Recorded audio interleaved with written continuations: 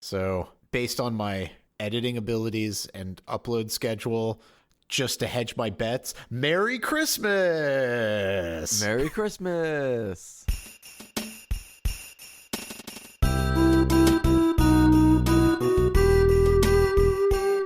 And we'll see if that's necessary. If you just heard the Christmas music instead of the regular music, then that means that this was the Christmas episode.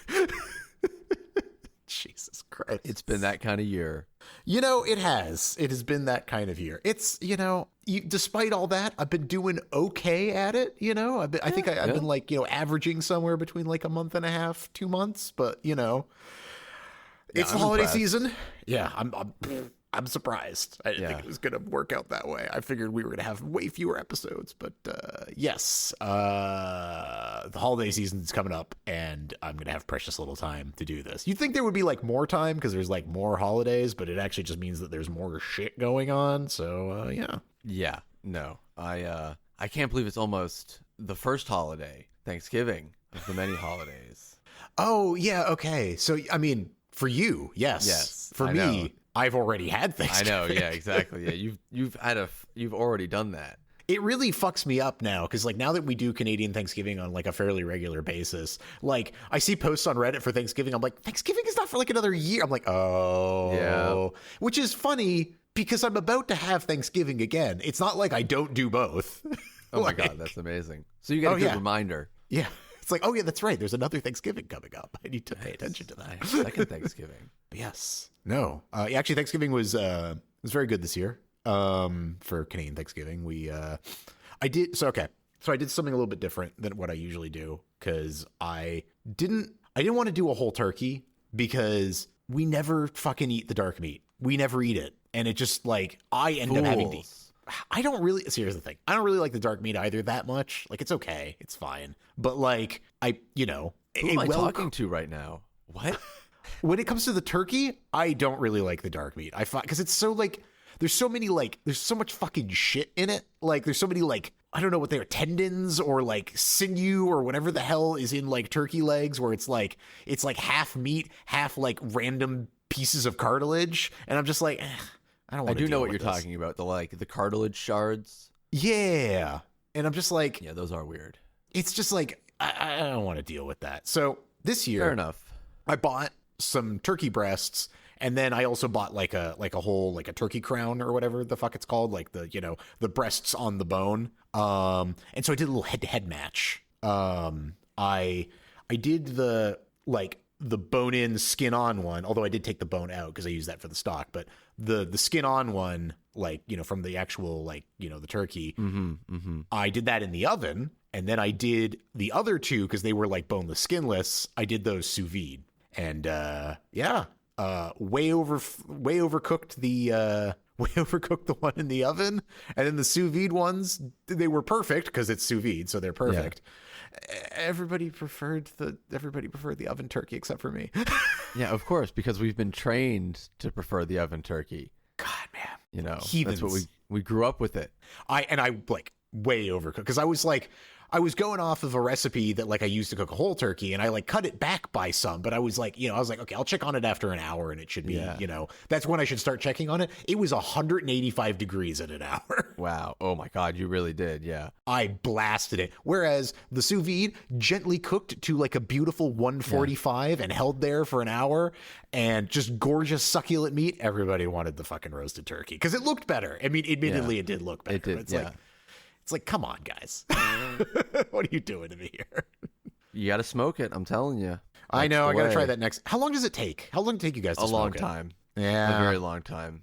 You have to wake up at before the crack of dawn to put the turkey in the smoker, but then you can go back to bed. Yeah. But see, okay, here's the thing though. That. Yes, you guys can go back to bed because you probably have like a pellet smoker or something like that. Like one of those like automatic smoking. Yeah. Okay. No. Wood chips. Okay. Wood chips. But like, is it like one of those ones that like has like is it an electronic type situation or is it? Yeah. Okay. Yeah. Okay. So it handles things like I have a barrel grill. Okay. And like, sure. Well, yes. Well, you have to buy a smoker, but you can do that. I could, but like, I have so many things. Like if I was gonna smoke it, I would smoke it, but I would have to watch it. I mean, listen, far be it from me to encourage you to get another kitchen gadget, because you're right, you don't need more. Yes, but I think you would like the smoking life. Well, you would really appreciate like having like smoked pork butt and stuff. Mm-hmm. I think here's what I think I would probably do. Like, well, okay, let me just say this. Because I've considered doing smoked meats before, and what I've been told is the real, this doesn't really apply to turkey. Well, I guess it could, but I mean, I don't know. But anyway, what people say is the right thing, like, especially with like smoked pork and, you know, all that stuff, like brisket, they're like, do it the day before and then vacuum seal it and then throw it in the sous vide to warm up. And it's like it just came off the grill. And I'm like, might give that a shot. So that way I don't have to like make sure that it's ready at the perfect time, which, you know, with a smoker may or may not work out depending on a bazillion different factors. Whereas like you just spend the whole day previously smoking it and getting it ready. And then the next day you just warm it up and it's perfect. Well, I'll say two things. With a turkey, that's not necessary, obviously. Yes. Because you just eat it when it's done. But with regular smoked meat, you can just put it in a Tupperware after you're done and just heat it up in the microwave. Yes, it's delicious. I mean, that doesn't really affect the quality in any way. You don't find that affects the quality? Okay, all right. Yeah. Everybody on the internet is like, if you have a sous vide set up, they're like that. It is. Well, sure. Like, I mean, you have those things already, obviously. Right? I have those things already. So I'm sure it's great. Yeah, they're like, I used to use my sous vide for all sorts of stuff, and I never used it again. But like, they're like, for smoked meats, I'm like, that's exclusively what I use it for, because then I can just warm it up and it's perfect. And I'm like, all right, I'll bite. I have a vacuum sealer and I have a sous vide set up, so. But no, I do need to try it, because I mean, like, I've done smoked stuff on my grill before. Like I've done smoked bratwurst, which is incredible. Yes, smoked sausage is great. Yeah. Salmon is fantastic. And I almost always, like, if I make like jerk chicken or like any kind of chicken, I almost always smoke it instead of like direct heat grilling it. Yes. Yeah. And it's so smoked chicken is great. Smoked chicken's so fucking good. I mean, it's all great. It's amazing. It is all good. But yes, I've been daunted by the prospect of doing something longer because I have to do it the old-fashioned way. You need an electric smoker. Yeah. You need something temperature controlled, for sure. Yeah, I'll consider it. I'll think about it. My neighbor has one, and like he's always out there smoking stuff, and I'm like, man, that looks easy, because you just have it out in your front yard, and you just walk away from it. Yeah, you just walk away from it. It's just like, oh, this has to be in here for 8 hours. You might like open it once to put like some fresh pellets or something in. Yeah. But even then, those pellets are like for like, 4 hours. Smoke flavor. They're not the thing determining temperature. Yes, true. But yeah, what else? Did we do anything else weird for Thanksgiving? Oh, I made ratatouille from the movie Ratatouille.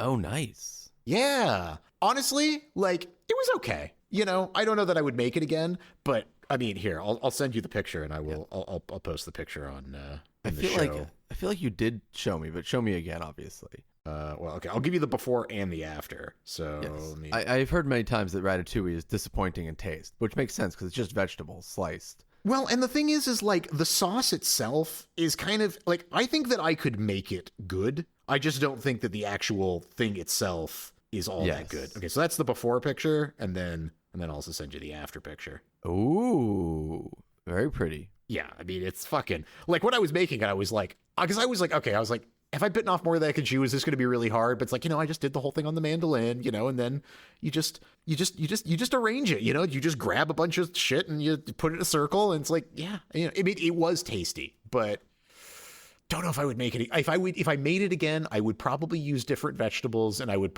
just basically do the same concept, but with different things, because it was okay, but it wasn't my favorite thing on the table this year. Surprisingly, my favorite thing this year might have actually been the green bean casserole, which I mean, it's those onions. Oh, okay. So I was supposed to do crispy shallots, and I cut up all the shallots and I put them into the oil, and everything was going fine, and they were looking pretty close to done, and I was just about, so I went to pull them off and pour them out, and in between the time that I went to pull them off and pour them out, they had turned black as charcoal. So yep. Yeah. Luckily, I had an extra onion that I could burn, and so I chopped that up and took another stab at it and actually got the crispy onions. But man, because I made the whole thing because I'm a fucking psychopath. Okay, so Lauren has been begging me to make this for forever because she likes green bean casserole. Like it's the thing that she likes at Thanksgiving. And I was like, okay, but if I'm doing it, I'm not buying, cream of mushroom soup and all. I'm gonna do it. I'm gonna make the entire thing from scratch, like a monster.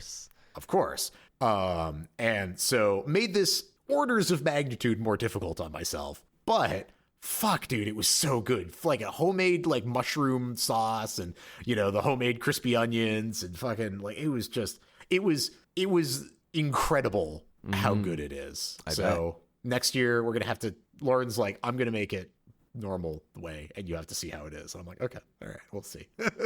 We'll see. Canned stuff is good. It is, but the mushroom sauce was really the key. Like making that homemade mushroom sauce, like it honestly was. Was it the hardest part of it? I don't know. It wasn't easy. None of it was easy, but it was really, really good. Yeah, I bet. But yes, I will be excited to hear about your Thanksgiving, and your delicious smoked turkey once again. Yes, and ham. Oh, and yeah, we don't ever do ham. Yeah, probably do you don't have honey baked either. No, but we have I think we have an equivalent fucking thing. I'm sure. Yeah. We'll see about that. We'll see about that. Yeah. I mean, I never get it, but I'm sure I think I have checked and we have some type of honey baked ham equivalent. I don't know how good it is though. Maple ham. Probably is. I mean, it's Canada. It's probably is maple ham. Ah, fuck. How was the Renaissance Fair? Amazing. Yeah. Great. Excellent. Did you end up actually dressing up? We did. Yeah. I bought a costume. It kind of looked like Link a little bit. Nice. Yes, the fucking tunic. Yes, tunic. Yeah, that was basically it. Yeah. Excellent. Still haven't been to a Renaissance Fair, not even one time. Yeah, they're fun. I know. I need to. You know what? Now that we have Charlotte, I will probably actually have to do that because Yeah, exactly. I have an excuse to take her. Yeah. We do things now that we have like Lauren and I carved pumpkins for the first time because we've never really. We did that. We do that every year too. We always talk about. Okay, the problem is right now it's right around our anniversary, and so we just never do it because it's we're usually doing that, or we're going to see people or whatever. Oh, what am I looking at here? I bought that at the Renaissance Fair. Oh, that's fantastic. Yeah, it's fucking. It's a medieval Star Fox. Yeah, something like that. I think. Yeah, it's what it feels like to me. Yeah, I think that's probably what it is. But I loved it, so I had to get it. Excellent. No, that's pretty fantastic. It's just above my computer screen. It spoke to you. Yeah, I get to stare at it. It did. It spoke to me. We sort of went out for Halloween this year because again, baby. So yeah, nice. There was an actual excuse. Yeah. We went traditional. She was a bee. Oh, nice. Of course. Yes. As we do as a family. For all the listeners, I'm staring at a picture of a very cute baby in a bee costume. She's a bee. Oh, what? So what? A cat pumpkin? A raven? Yep. And is that a character from a TV show, or is that just a random thing? It was just a free hand on my part. I was just nice. It looks good though. Thanks. You know what, man?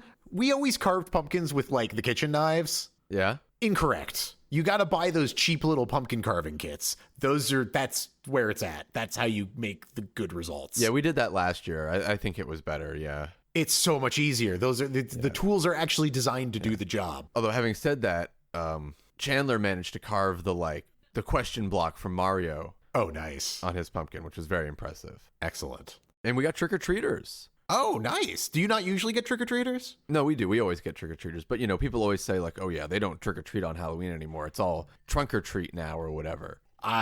Incorrect. We always get. We have a lot of kids in our we always get kids. Yeah, I don't know what people are talking about. Yeah, maybe if you live in a fucking apartment complex, then probably. I never got trick or treaters at an apartment complex, which doesn't surprise me. It would be weird to do. Yeah, I was always ready. I always had candy, and I always ate the candy later because we didn't even use any of it. But this year though, and most subsequent year, we just leave candy out because it's I'm lazy. Oh no, yeah. I would not, but Chandler and May both answer the door and give it out personally. Oh, I used to do that. Yeah, I just which is couldn't. crazy. Yeah. I don't like, I just don't want to be interrupted that many times. yeah. And, they don't give a shit. They just want the candy, man. Yeah, they just want the candy. Yeah, no, if it was just up to me, lights off, curtains closed, and I'm eating the candy. But I'm not that much of a whatever the equivalent of Scrooge is for Halloween. Yeah. I'm not that, but like I'm partially there. Of like I don't want to be involved. I am Scrooge, so I just channel that energy at all times. Fantastic. Ah, shit. But yeah, what else has been going on? I mean, not much. I watched Scream for the first time. Oh, yeah. And how was that? Good. It's weird. Have you ever seen Scary Movie? Yes. It's especially the intro, like just is Scream, obviously. Mm-hmm. Yeah, I mean, I think it was a pretty direct parody of it, right? But like, Scream is essentially a Scary Movie, like also in tone. Because it's partially like It is partially, a parody. Yeah, it's partially a parody, right? It's like tongue in cheek. Yeah, it's a parody of slasher movies, and so it's like it was weird to watch it after having watched Scary Movie because it was like, oh, Scary Movie. I thought Scary Movie was like a parody of Scream, but it's really just Scream plus like weird teenage horny jokes and like 10% more comedy. Yeah, but it's not that much more of a parody, actually. Really? Okay, so it's that bad. Like Scream is actually like 90% Scary Movie. Still. So it was a weird experience actually, but it was good. It was good. Okay. Yeah, I was always unclear on how comedic Scream actually was. Yeah, but Scream is comedic. Interesting. Yeah. No, I always assumed like before I looked it up however long, I just always assumed it was like a serious completely serious. Yeah. Yeah. Nope, not even a little bit. Not even a little bit. Interesting. Yeah. That's not the one where the call is coming from inside the house, is it? The call is coming from inside the house, Barbara. Oh, that's Scream? Yeah, that's 100. That exactly. Yes, it's 100% Scream. Oh, okay. I was always wondering where that line was coming from. Okay, so that's Scream. Okay, got it. Yeah, just crazy. Yeah, but a fun movie. Then who was Phone? 100% a product of its time. Yeah, well, that I absolutely would expect. And then other than that, I've been playing a lot of the KOTOR 1 with Mason. Oh, with Mason? How do you? Well, he watches me play. Okay, got it. Okay, you're getting the older brother experience. Yeah, you're getting the older brother experience. Well, I mean, that's what we always did. Yeah, that was never we're just returning back to that. We haven't done it in a while. Nice. But we beat that, and now we're playing Final Fantasy Tactics. Oh, nice. Which I've never played before. Not really, and that's fun. How does Tactics work? Like, what's the style of gameplay there? Like XCOM. Oh, okay. Like squad tactics. Okay, all right. Yeah. Very fun. And then I'm also playing. I am watching Chandler play Vampire the Masquerade. Oh, okay. How is that? I mean, awesome. It's been fun to watch someone else play that game because he's doing things differently, obviously, than I do. Oh, so you've played it already? You're just watching him to see, like, okay, Yeah. Well, there's been actually a lot of stuff that like I've never seen before because I always kind of play it the same way, as it turns out. Evil. Yeah. Can you play it not evil? You're a vampire. I don't know. Yeah, you can actually. Like, for instance, there's a ghoul you make, and like if you keep them around the whole game, they eventually just get killed. Okay. And like immediately, like the instant that they were like, I want to like stay with you forever. I love you so much. He was like, this is wrong. Like, and like it turns out there's like multiple. You have to like tell them off multiple times, and like they keep showing up, and you have to keep being like, no, seriously, like you're just being entranced by my blood. Like you need to leave, and like you get humanity for it. Like I've never seen any of that, obviously, because I'm always like, yeah, free blood. Like come on, yeah, give me the blood, of course. I want like blood. I've never got humanity. You get this item, you're like, I don't know what to do with this. I think that I'd like to reload my save so that I don't ever have to have this in my inventory. Yeah. What's this BS? So that's been fun. Yeah. It's okay, Steven. It's a podcast. You could swear. Yeah. Did you hear the hesitation? I did. What is this bullshit? What is this BS? It's like literally like what was it, like within like minutes of like the first episode of our podcast we had already like dropped an F-bomb, and I was just like, okay. Yeah. Well, you can cut in that other bullshit. I'm gonna cut out your bullshit and put another hesitant BS. Oh, Jesus. Jesus Christ. So what you been up to? Oh, well, okay. First of all, so our cousins came down to see us last weekend. Very cool. So yes, so there was much gaming. We played Last Bastion, which is like a cooperative board game. I don't know if you played that at all. It sounds familiar, but I don't remember it. Okay. Have you ever played Ghost Story? I have. Okay. From what I understand, because I think Ghost Story doesn't exist anymore, like it's been discontinued. Yeah. It is apparently, like, from a gameplay perspective, essentially identical to Ghost Story, but just set in. Is it like there's like you're rebuilding society essentially, and you just like make decisions and tell a story? No, this is like in this one, it's you are trying to defeat like a certain amount of like bosses, depending on what level of difficulty you've set the game at, and so like. There's like four sides to the board, and you can kind of move around it, and it's basically like you have to defeat monsters like as they arrive on the boards, and then eventually the warlord comes up, or multiple warlords if you have like multiple in the deck and you're doing a harder difficulty, and you have to basically kill all the warlords before you run out of cards. And it's 4-player co-op. So it's a lot of fun. Can get really dicey. It's like, there's like a lot of like, okay, wait a second. Before we start like this round of turns, what are we going to do? It's like, so you're going to go over there, you're going to toss me over there, and I'm going to kill this guy. And then like somebody doesn't roll what they need to roll. It's like, fuck, our entire plan is shit now. It's like, okay, you go over here, I go over here. It's like, it's good. It was a lot of fun. Yeah, that sounds really cool. Yeah, it's fun. I'm probably going to start looking into some of those so that, next time they come down or next time you come up or whatever, or both, we have some board games to play, because it was fucking a lot of fun. So that was good. And then Alex and I played the living shit out of Vampire Survivors on the Switch. Oh, yeah, the co-op on Vampire Survivors. Yeah, me and Chandler play that. Yeah, it's really fun. Yeah, because like he was talking about it, I was like, because we were talking about, because I've been playing Loop Hero. I don't know if you've ever played that. I've heard of it, yes. Okay. And, he was like talking about that. And I was like, oh yeah, you should try this out. And like, he was like talking about Vampire Survivors. I was like, yeah, okay, but I'm not sure if I'm going to be like into it. He's like, okay, well, there's a co-op mode. So you want to try that? I'm like, yeah, obviously, yes. Obviously I will try that. And dude, that's so, I don't know if I would play Vampire Survivors by myself, but like as a couch co-op game, fucking rocks, man. So good. So good. Yeah, no, it's a great couch co-op game. And if you like really get into it, there's like a meta game happening as well. Mm-hmm. There's like builds and stuff, right? Like of just like trying to make your shit like insane. Yeah, there's like some systems you can essentially break them to like break the game kind of, and like create like monstrosities that can do things that the game is kind of expecting you to be doing anyway. Like it's not really breaking the game, but Chandler plays it like that. Yeah. So I've seen the like infinite health. Like there's a character that's a tree that moves very slowly. Okay. But he's like given it so many of these like permanent upgrade items that it like just zooms across the screen and kills everything instantly. That's fantastic. Yeah. Yeah. That's honestly like, so yeah, I think the conversation was apropos then, because it's like, I mean, Loop Hero was kind of like that. I mean, I brought, I showed him like, a run of that, and I've got one build where like you basically like, you can run, if you get the right items through the loop, you can basically just run an infinite loop. Like, you just every time through the loop, you gain more power such that like more HP, more attack, all that stuff, so that you're outpacing like the increase of like damage and shit of the monsters, and you just never lose. You just stop when you get bored. Yeah. So, I mean, that's the fun. Yeah, it is the fun. So yeah. So that was a lot of fun. Hell yeah. Hell yeah, man. But yeah, I've been playing.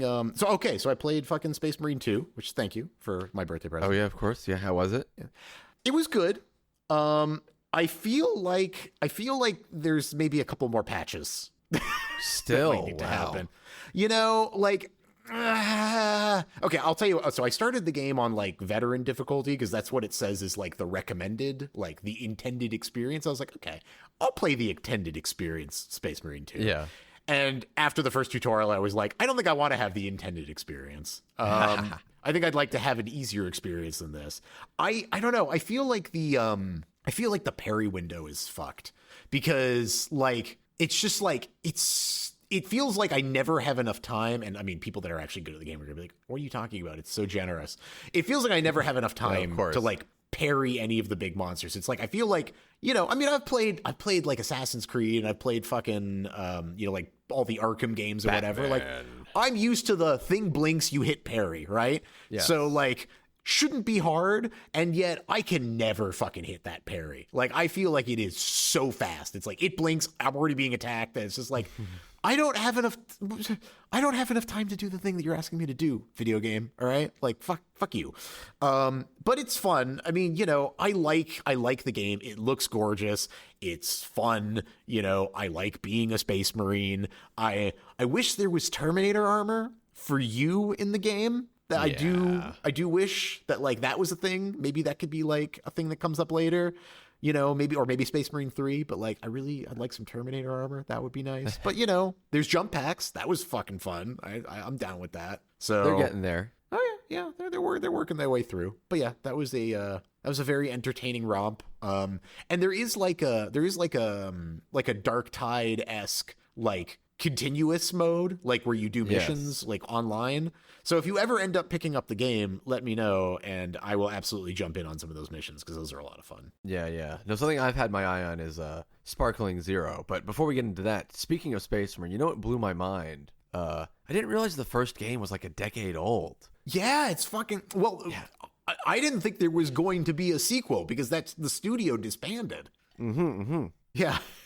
And when my roommate was like, yeah, it's like a decade old since they like the first one, I was like, that's a lie. It's like, that can't be true. That's obviously a lie. It's only been like a couple years, right? And then I like looked at the screenshots of the game, and I was like, oh my God. Yeah. Wow. It's old. It's old as fuck. Old as fuck. Yeah. And I mean, honestly, like this game felt in a lot of ways very similar to the previous game, like from what I remember of it. Like I felt like the gameplay loop was very much the same deal. And like it's fine, right? Like that's basically exactly what I wanted. Is just like do that but more. Can't improve perfection. Yeah.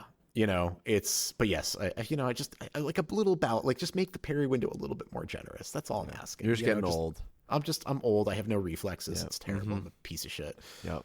And then I've been playing, I'm in the middle of Citizen Sleeper, which... Yeah, what is that? I've never heard of that. I saw you were playing it earlier. Yeah. So it's kind of like a Disco Elysium, like, in a lot of ways. I would not be surprised to learn that it was a game that was developed in response to something like Disco Elysium. I don't know if that's actually true, but if somebody told me that was true, I'd be like, that 1,000,000% makes sense. It's a talkie game, but basically you're like I don't know what the best way to describe it. I guess like a cyborg sort of type thing. It's like you're a human mind implanted in a robot body for like labor, Oh, not cool. Not cool. And you escape the thing like that you were laboring upon, and the corporation wants you back. Yeah. Because, that is their property, and they would like to take you and return you to the labor camp which you were on. And so like the whole thing is like trying to like survive on this like desolate space station and not get captured. But like, again, it's like a talkie roll the dice game. But the twist with it is at the beginning of each like day, quote unquote, the dice are rolled, and then you can pick which dice rolls you apply to which events. Cool. Yeah, and so there's an element of like strategy of like, okay, there's like, high risk events that I need to save my good dice rolls for, and low risk events that I can, throw my 1s and 2s at, Yes. And yeah, I hesitate to recommend any game like this to you because of past experiences of recommending games like this to you, but I do feel like there's a degree of you might like this because there is you can kind of break things element by just really min-maxing the shit out of it. Yeah, there's a couple tabletop RPGs that have similar systems to that, where you roll your dice at the start and then you kind of choose. It's an interesting idea. I'll have to check it out. Yeah, I mean, I think it was like $10 or something. So like, it's at the very least, it might be worth a look. Yeah. Other than that, it's fucking big old stack of anime as usual. Yeah, I was about to ask. What anime? All right, so Have you watched Welcome to the NHK? Yes, definitely. Oh, dude, fuck off. It's so good. Yeah, it's so good. Yeah, yeah, of course. Yeah. Yeah. I mean, like, you know, for everybody, you know, listening, it's like basically like an anime about Hikikomori. Yeah, hikikomori, and like people that are, you know, like just like withdraw from society, and like, you know, he's like trying to like get out of it, and like basically is just like devolving into conspiracies and all this stuff. So fucking, dude, so good. Yes. Holy shit. Probably one of the best animes that I've watched. Yeah. Like, yeah. It was that, you know, like sometimes it's difficult to like recommend shit to people, but like if, you know, if somebody wanted to like watch something that was just like, you don't need to be like an anime fan to like, I feel like, I mean, it does help because there's obviously like a lot of, you know, elements of anime that like it plays off of, but like even just getting in, it's like, it's really good. It's funny, and it's also really fucking dark. Yes, it's some of those peak 90s anime.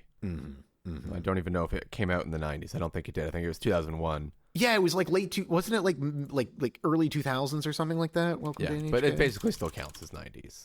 Yeah, I mean, you know, 2002. 2002, exactly. Yeah. Just the hang start on. of the millennium. Hang on. Is that true? A novel written and published in 2002, but when was the actual anime? It's probably later, because that's how the world worked. 2006. Never mind. Yep. It's part Still of that counts. amazing 2000s anime. Yeah, that's really where it was at. It was those 2000s. It was those anime. 2000s. That's what I meant. Yeah.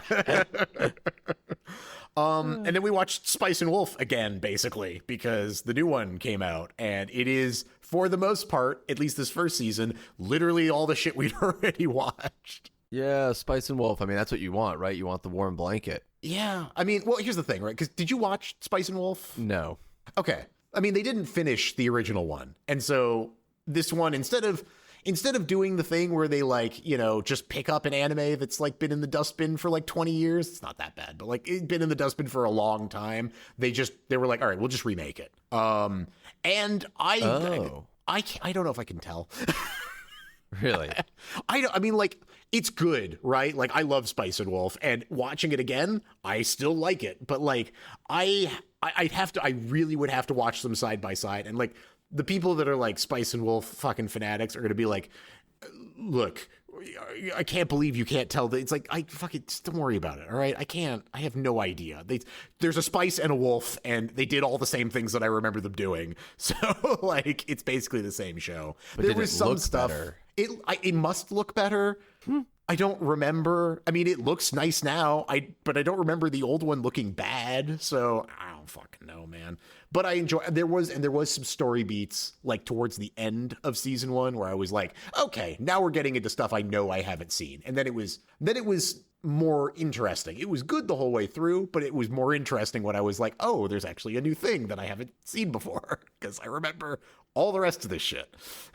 So yes, very good, very good. And then fucking, have you watched The Irresponsible Captain Tyler? Oh, I don't think I've seen all of it, but I definitely know of it, and I've probably seen a few episodes if memory serves. It's good, man. We like, I think it was 2 nights ago, we like just finished it, and very good. I'm pretty sure like I hadn't looked this up to confirm, but it's gotta be a Log parody. They have to be parodying Log. Oh, for sure. I mean, Log's famous. Yeah. Yeah. And like Tyler is so similar to Admiral Yang or whatever, like in like, he's just like, I'm just going to do whatever I want. Hee. And everything works out type of thing. You know, obviously like Log is serious, and this is, well, you know, I want to say not, it's comedic in a way that Log isn't comedic. Log is funny at times, but it's not like, this is obviously a parody and a comedy, but like, you know, I mean,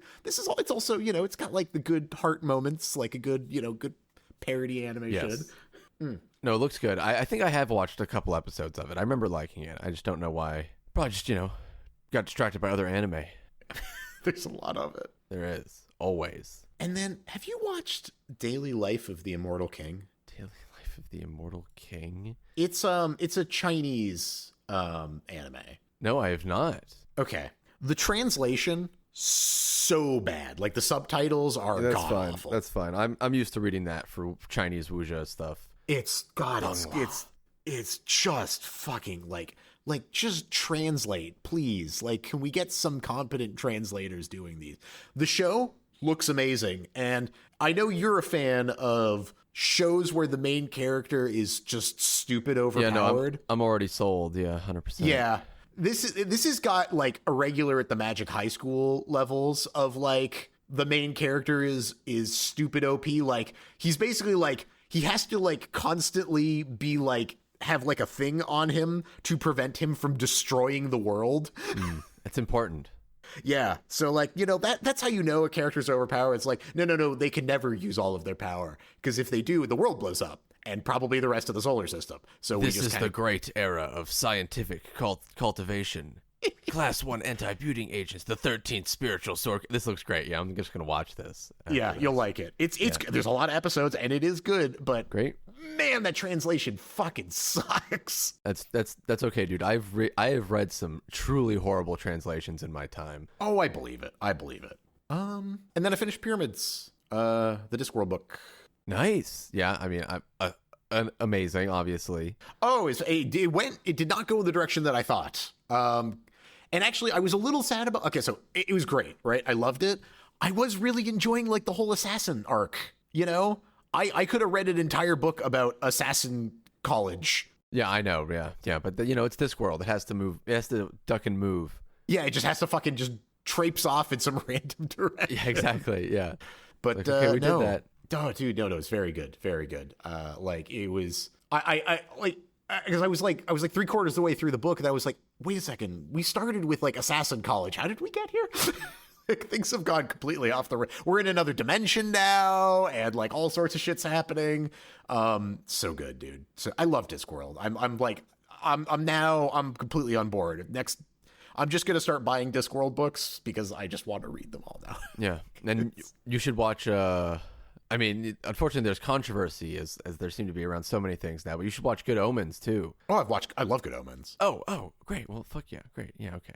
Yeah. Good Omens is great. Yeah. Good Omens is hilarious though, because because the new season had come out whenever. Yeah. And Lauren and I started it, and then we stopped it, and I was like, I don't remember anything that happened in this show. Like anything that happened. And so we just watched it over again. Because I literally could not remember a thing that had happened. And even when we were watching it, I was like, I think I vaguely remember like 3 things that happened during this, but like most of it I do not. So great though. Like, I don't know why it was like just sailed out of my brain, but like John Hamm loses his memory.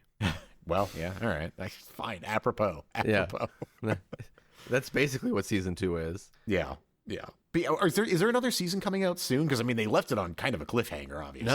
No. Didn't season 2 get cut short? Did it? Or is that season 3? Maybe season 3? Because they said because Neil Gaiman. Season 3 to be just 1 episode. Yeah, there we go. Oh, season 3. Oh, we do a single 90-minute series finale with Gaiman leaving the production. Oh, yeah. Okay. Boo. Indeed. Boo. All right. Well, that sucks. Oh well. Okay. Well, Good Omens. Yep. It was good. It was good. Omens. Ah, shit. Oh my God. All right. Shall we begin the podcast? Yeah, let's begin the podcast 43 minutes in. Yeah, exactly. All right. Let's talk about some fucking albums. Let's do it. Some of the best albums. Yes. Oh man. Yes, we gave ourselves a little treat this time. Yes. A little treat every once in a while. You guys too. Yeah.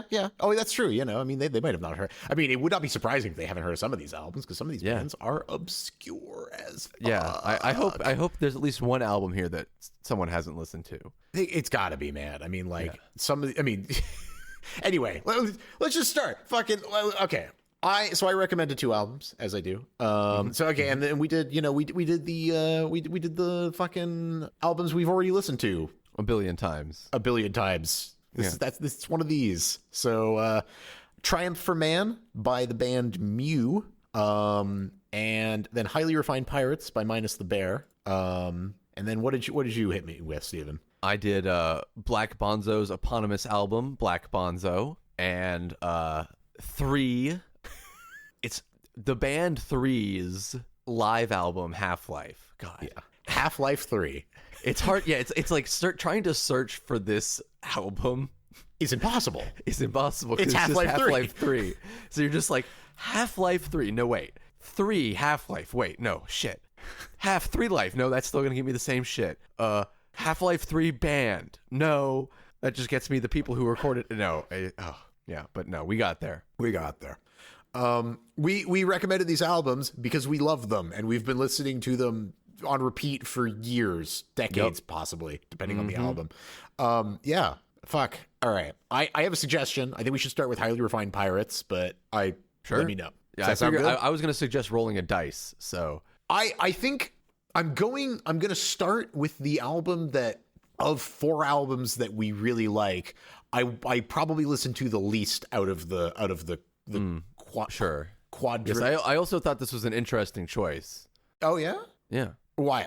How so? Because they have a better album than this. Oh, okay. So well, let's start with that. What is their better album for you? The other one.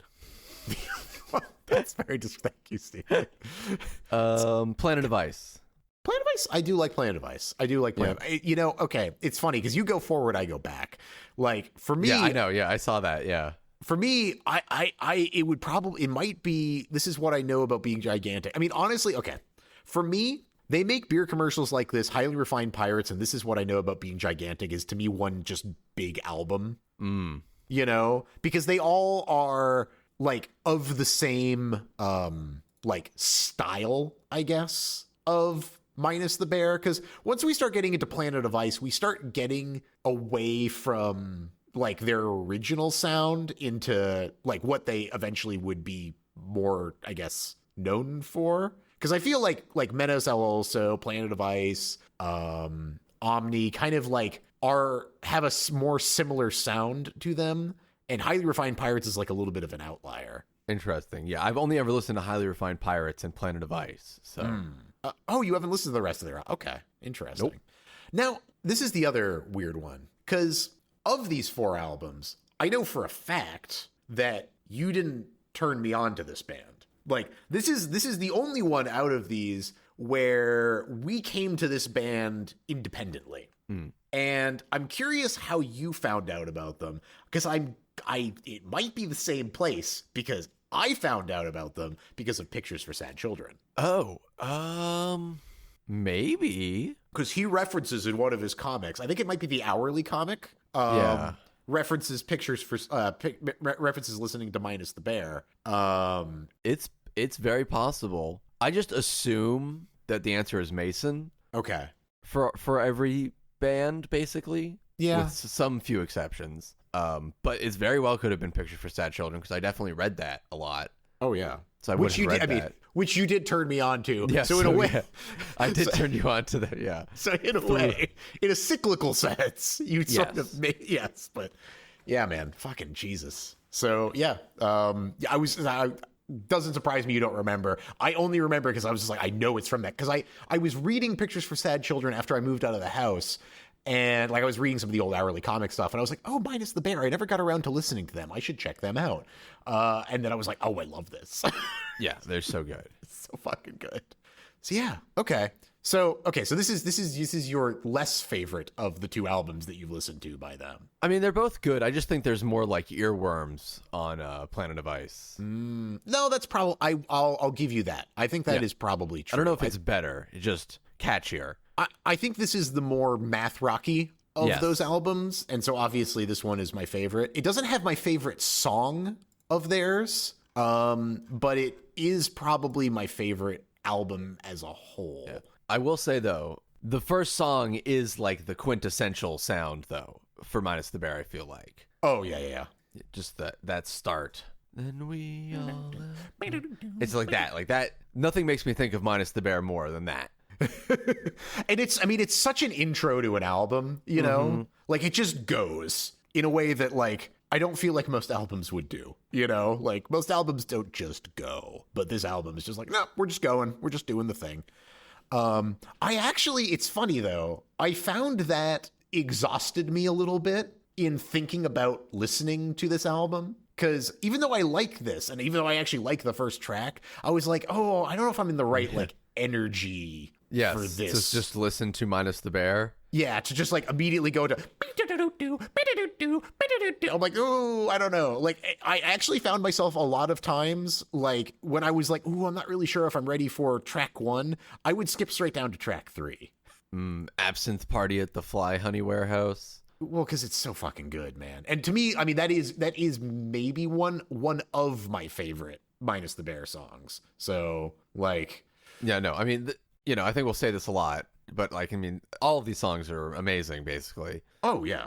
It's just like, yes, Absinthe Party is also an amazing song. I feel like, and this album just as a whole, like I feel like it makes me nostalgic for a period of time that I never actually lived through. Like and what not like lived through, but like I didn't ever have like what I imagined the lifestyle that is being described within this within these 14 tracks. It feels like a very like, I don't know, like Southern California college experience. Yes, sure. And I didn't go to college in Southern California and party a lot. So like I didn't do this, but it makes me feel like I did.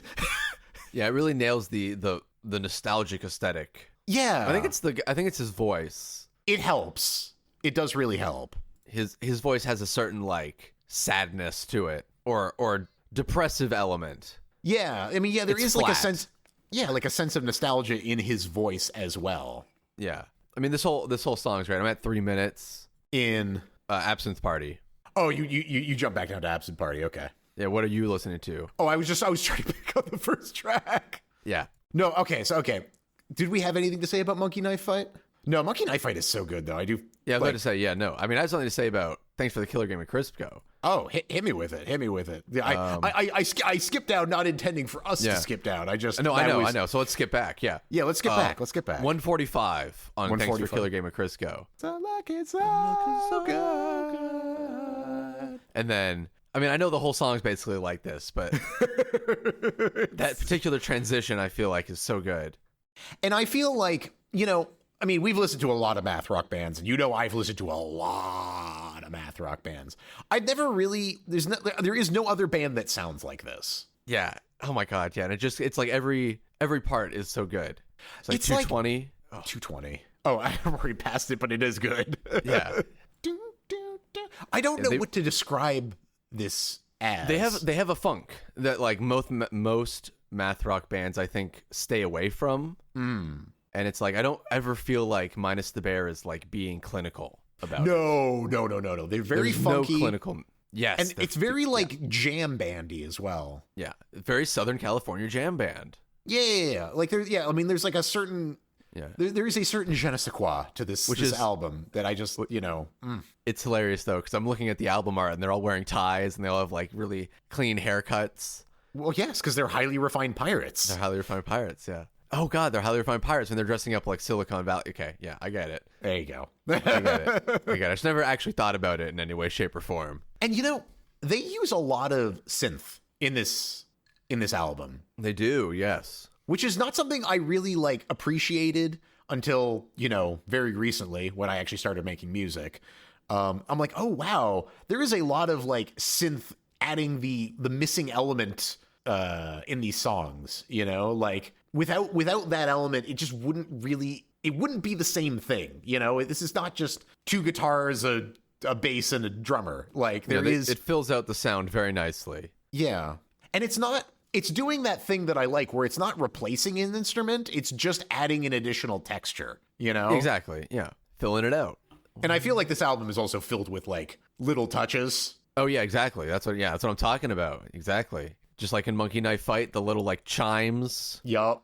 It's almost slightly glitchy in a way, like in a very like mellow sense. And they're not afraid to get slow, which I think is another thing that some math rock bands are afraid of.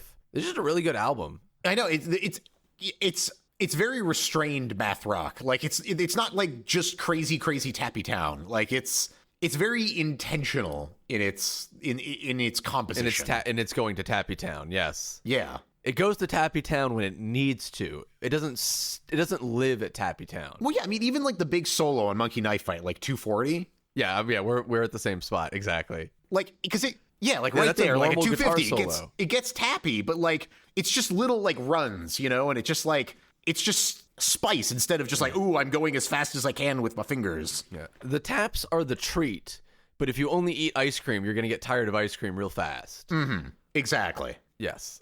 And then we get to what is apparently the actual start of the album. Look, I love After this those two song. amazing songs. They are great. It's just like they're at an energy level that I'm not prepared for a lot of times when I listen to this. No, yeah. This might be a better starter for the album, honestly.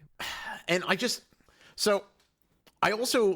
this is maybe the one song on the album where it does actually evoke a nostalgia in me that I can relate to, because, you know, I mean, like, this is like the traveling in Europe song, you know, and like, even though it's ostensibly like, I mean, it's not ostensibly, it's literally about going to France, right? It's about going to France. Okay. Sure. Okay. I take your word for it, obviously. Rodin and D'Orsay, those are in France. Okay. It's about He says France. those words? Yes.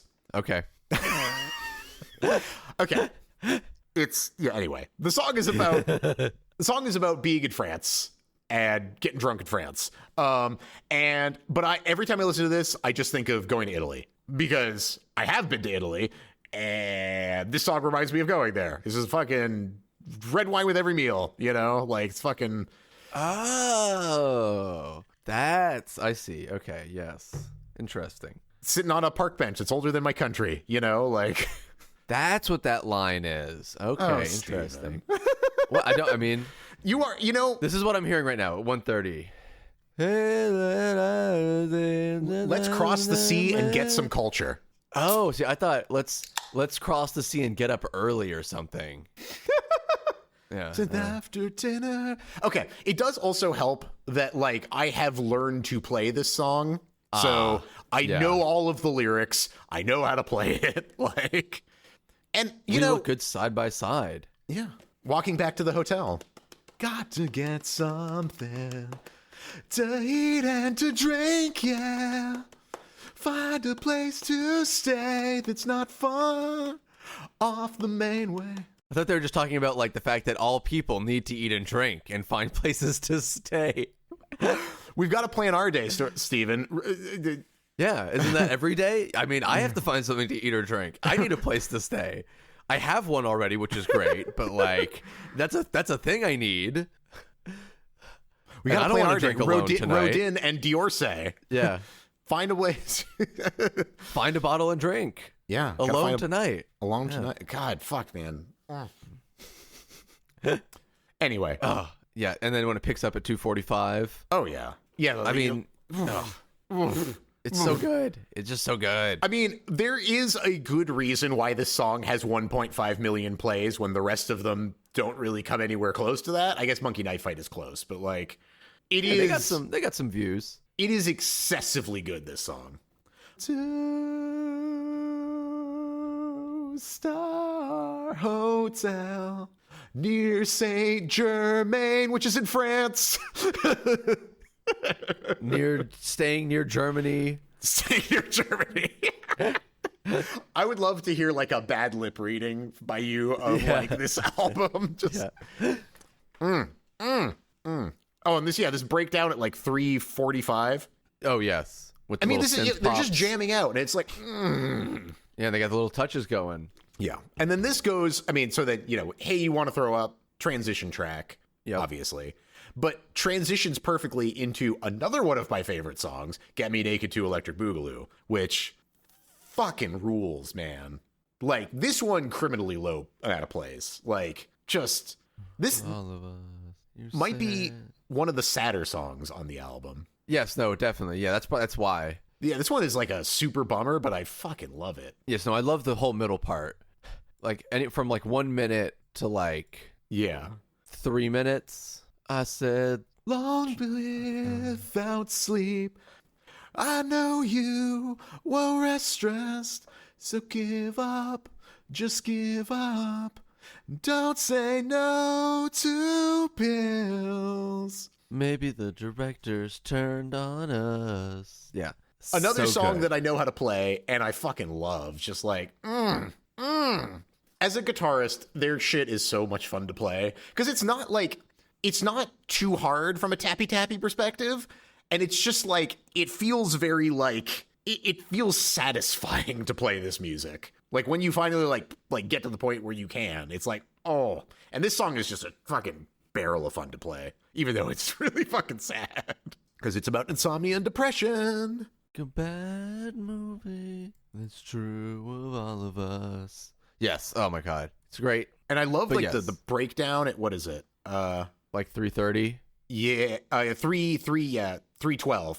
Yes. Down.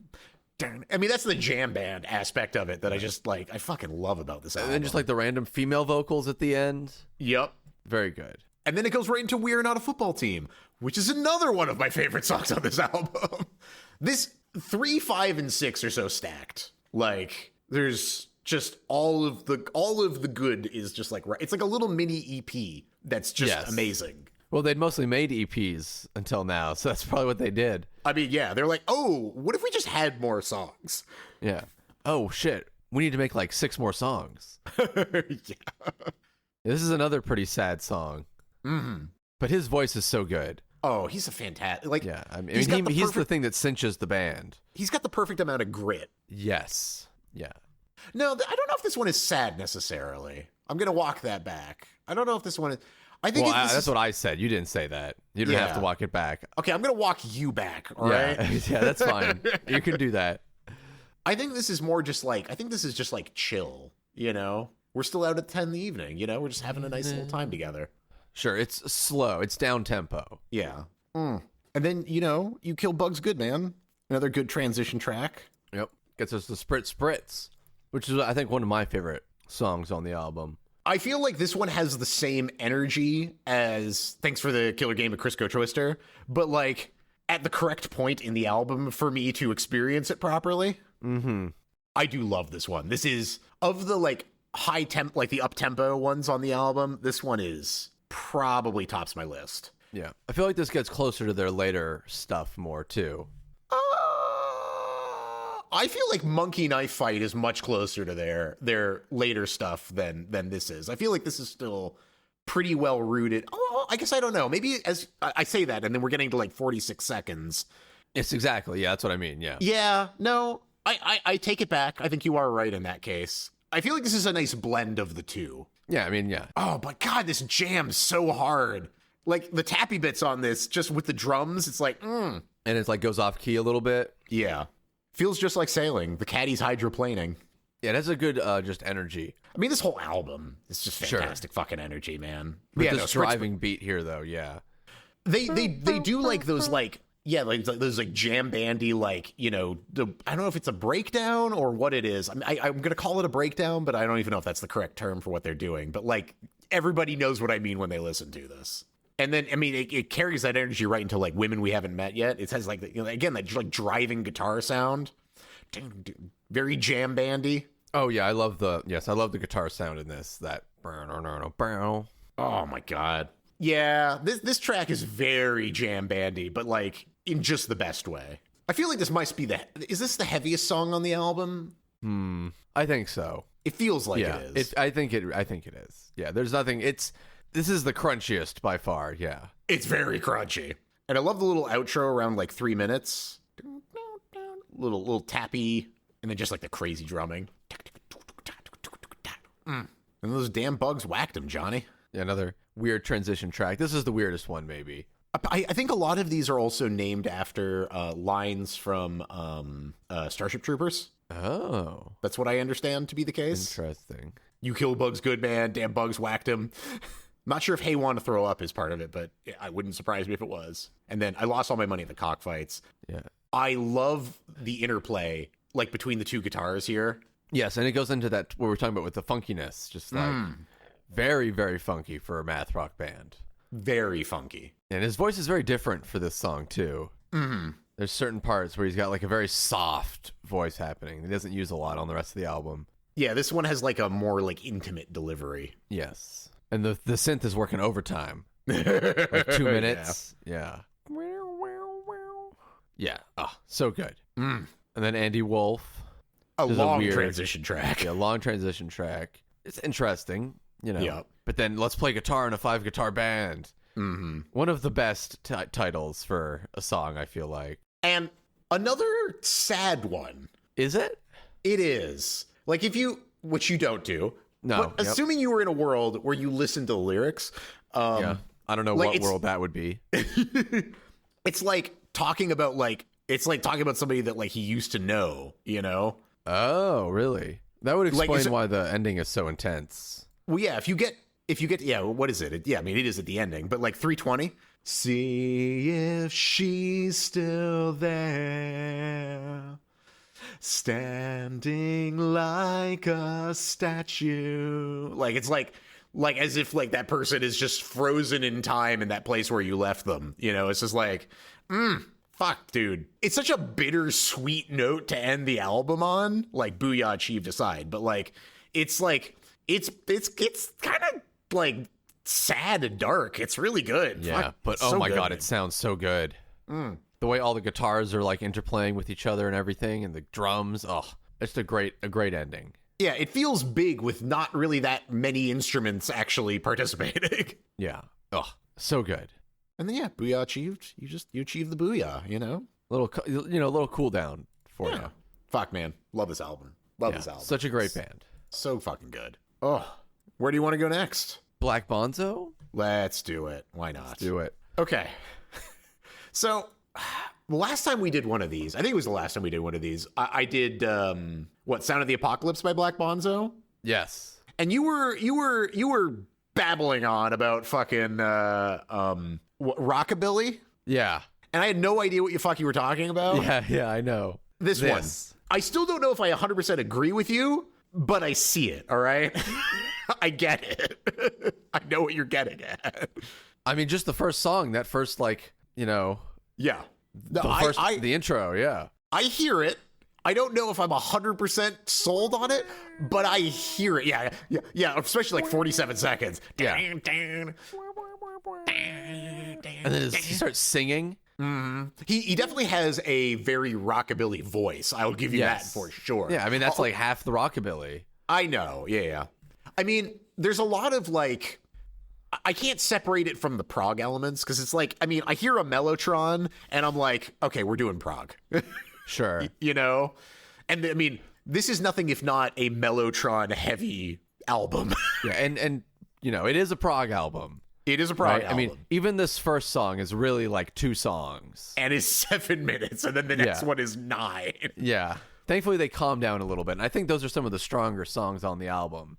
Mm-hmm. Although I do love this first song a lot. Oh, dude, this song fucking rocks. Try to bring you down, but you just left them all behind. Yeah, Oh, fuck off. Call you my lady of love. Yeah, I listened to this so much driving home from Coffee Works after closing. Oh, God, yeah, dude. Yeah, this was the jam. Peak driving music. Yes. Also, you get a little cool down part. Oh, dude, this drummer, so good. Is he? I mean, it's hard to like pay attention with all the crazy shit that's going on in this. Yeah, exactly. But like, if you just like sit down and really listen to like what the drummer's doing, I mean, he's going to town, you know? He's like that like drummer dressed in like the, you know, red mascot outfit, like just blast beating to fucking, you know, you've seen that YouTube video, right? What? The guy in like the cat oh yeah, of course. Yeah. The cat mascot outfit just blast beating on the drums. Yeah. That's this guy. He's just fucking rocking out like crazy. Yeah, it just fits so well because the guitar is also like going. Yeah, there's just so much happening. Yeah, and it's very precise strumming, I guess. And his kit is mic'd so well. Like it's so snappy. Like everything is like really tight. Yeah, exactly. Yeah, it really feels like he's just kind of sneaking each note of the drum in there. Mm-hmm.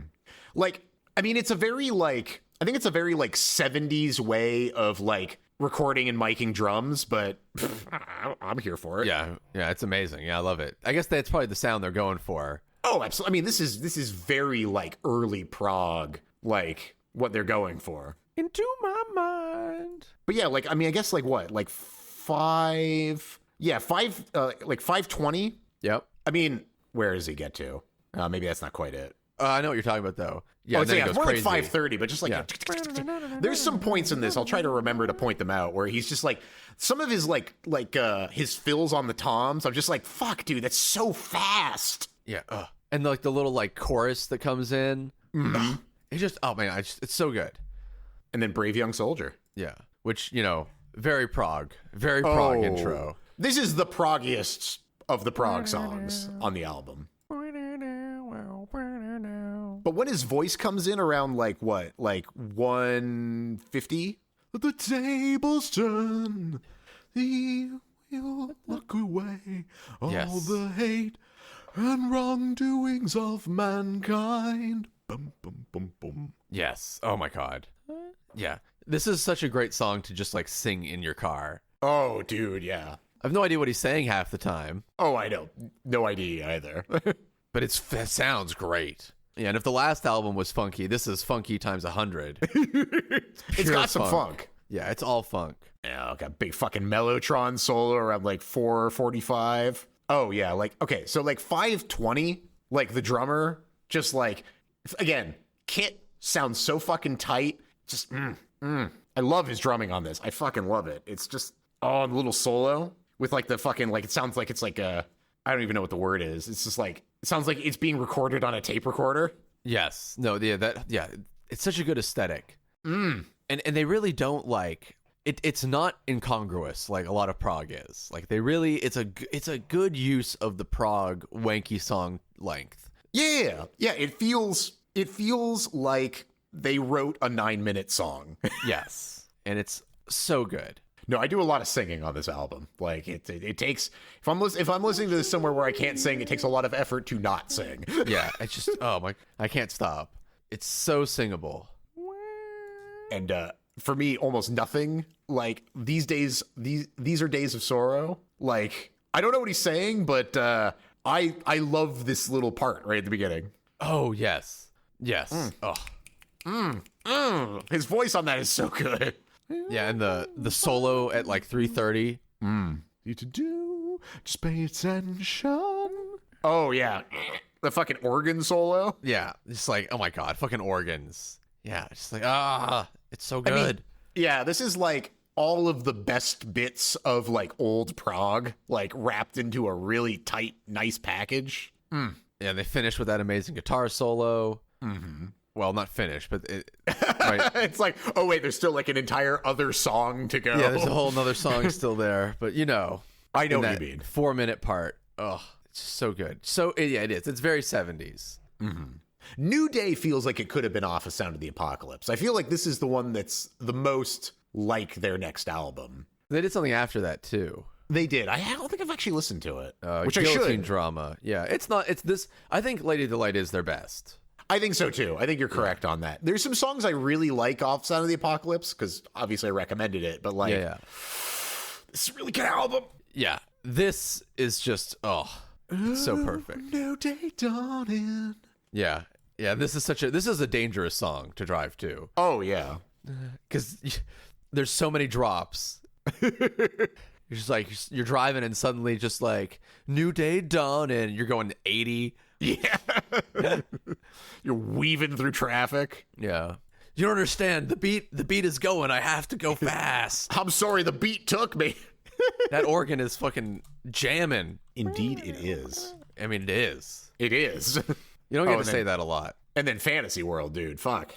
Oh, yeah. I think Fantasy World is the one that I'm thinking of that has like a really good like drum part on it. I'll have to listen for it. But I also just love, I love all the lyrics on this entire thing, but like, and again, the chorus. I love the use of a chorus is so underrated, and like in like the sense of the way that you're using it here, not in having a chorus section. Yeah, as in like having a chorus. Yeah, like supporting chorus for you. And hard into to live this life the way I feel. And it's easy to slip away into this fantasy world. Yeah. Oh my God. And then at 2:10, it just slows it down again. And whatever effect they're using to get like the reverb and stuff on those guitars. No, it's a very well produced album. It's a travesty. This has 3.9K plays. Oh, I know, it's ridiculous. It hurts. It's like, this is so good. Oh, oh, I love it. Like the outro too. He's like, he's like screaming. You know, it's just like, yeah, with the la la la's happening. Yes, yeah. La la la la. Yeah, and then it goes into freedom.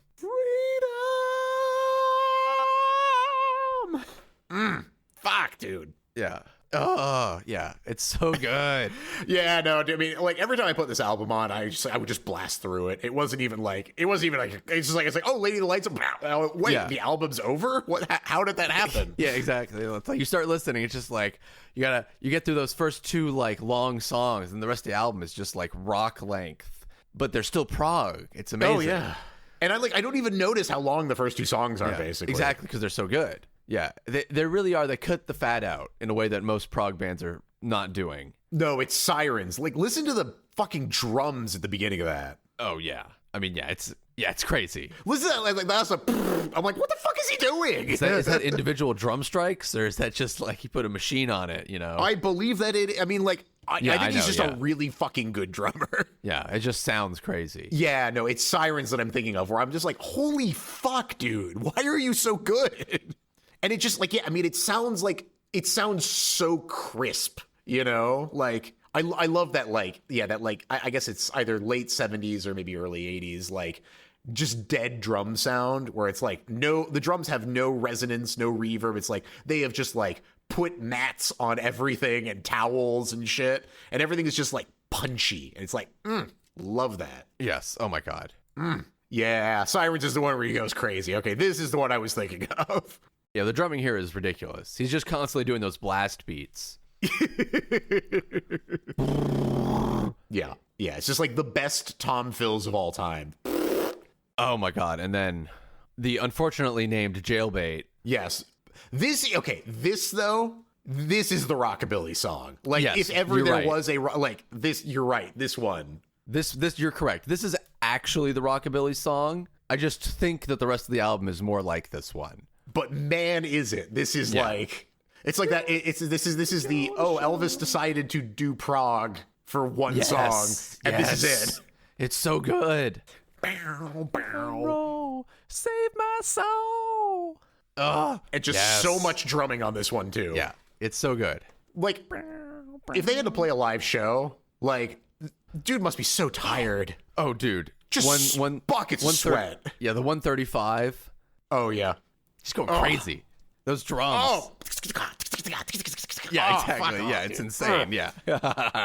And it's like there's so much like shit going on too. It's just like, you know, he's like closing and opening the hi-hat and like all this like fucking, it's like guy's got octopus arms, man. He's actually the album art cover. Yes, he's the guy. The drummer's not in the crystal ball. He's the person holding the crystal ball. Yeah, that drumming is insane. Oh, and the guitar solo on this? Oh, when? At like 2:47. I'm not there yet. And again, it's like that. It sounds like it's recorded on a tape recorder, but like even crunchier. Like, yeah, you're listening to this like your older brother's friend brought like a tape recorder over, and he's like, "Yeah, I got this off the radio." Yeah.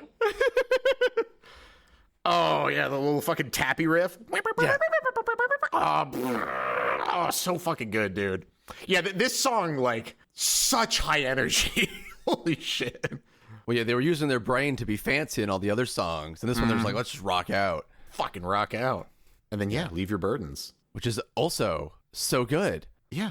And it, like, slows it down, but, like, it's so, like, Stone by stone. God damn, there really isn't a bad song on this album at all. They're this is like bangers. This is such a criminally like low plays on this. Like, God. Fuck off, dude. Tom is near. And then a fucking mellotron in there. Yeah. Oh my God. Oh God, so good. This is the kind of song that should be like in Grand Theft Auto. Yes. Like classic rock station, Black Bonzo. Yes, absolutely. And they have it's got that like church music, church rock sound almost, like, you know, the organ. Oh, dude. 249 or maybe 248. This is the Tom run that I was talking about. Oh, Yeah, insane. Oh, fuck. It's like it hits a snare drum and it just goes around the whole toms, just like in like a fraction of a second. I'm like, bastard, you're so good. Oh my god, yeah. And then ends on another big prog track, but like it's fucking River Meets the Sea is so good. Oh god. Yeah, perfect way to end the album. Where the river meets the sea. Oh, it's like triumphant, man. God damn it. Uh-huh. Yeah, like I mean, like for like an extended prog ballad type song, like I mean, it's about as good as it gets. This is peak. Yeah, seriously. Oh, a truly amazing album. And then they like the little outro to it. They like kind of like bring things back. Yes, exactly. Yeah, yeah. It ends nice and softly. Oh, yeah. By the way, okay. So this says Black Bonzo, Black Bonzo. I think the actual album name is Lady of the Light. Is it? I think it actually is, because if I look at it, I think this is misnamed. Really? Yes, it is. Lady of the Light is a music studio album recording by Black Bonzo. So this is misnamed. Oh, interesting. Because it's like because this when the river meets the sea, it circles back to Lady of the Light at the end. I'm like, because this is Lady of the Light. That is what this is. So I'll correct it for the record. I'll correct it for the record. Thank you. Yeah. Fuck, dude. Okay, so yes, thank you for recommending this. I love this fucking album so much. I fucking love it. Oh, it's so fucking good.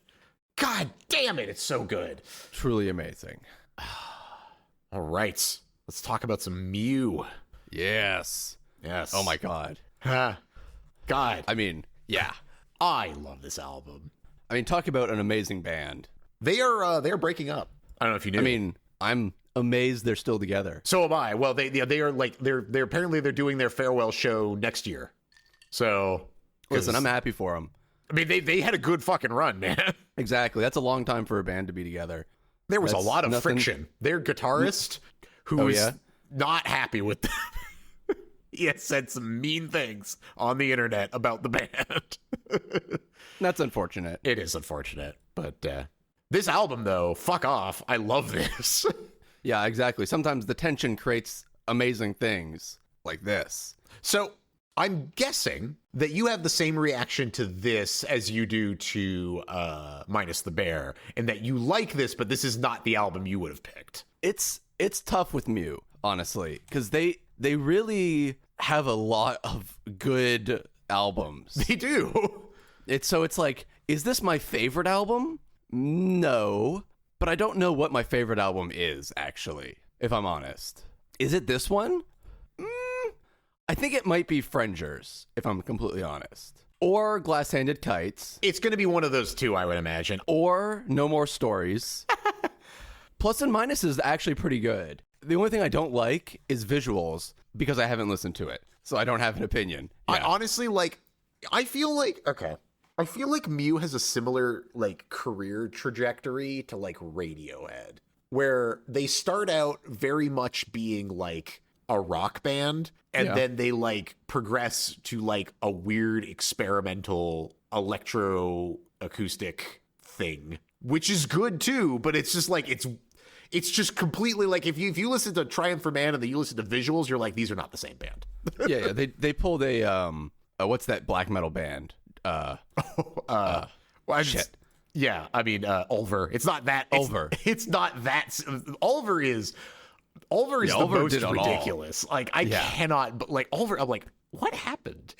They're like, we got bored. That's what happened. I got bored. They did what every band should do, which is do what you want. Yeah. No, I mean, you know what? It would have been nice if they renamed themselves, but Yeah, I do have that experience sometimes where it's just like, okay, but you were very much that band and now you're very much something different. Just call it something else and nobody will care. But you're trying to they are over. I do have a more of a an appreciation for that though, or more of a sympathy or an empathy for that, because I write something sometimes and then I actually now that I've actually started recording music, because when I wrote music, it was always just nebulous. It was oh, I'll write a million different things that are like this, but then you actually start recording some of that stuff, and after 3 or 4 songs, you're like, I'm done. You're like, I don't want to write this stuff anymore and play it. You know, it's just like, I've done it. All right. Like, I've proven that I can do it and I don't give a shit. Like, you know, I want to do something new now. And I can imagine, you know, as a band very much succumbing to that of just like, I just made an album like that. I'm not making another album. Why would I make another album like that? I already made that album. I'm bored. Yeah. Yeah, I don't need to make 2 albums like that because I already made 1. So that makes sense to me. I get it. It makes me sad as a listener because I'm like, no, I want 30 albums of that. But as a music creator, I'm like, oh, I get it. I wouldn't want to do it either. Sounds like a lot of fucking work. Yeah.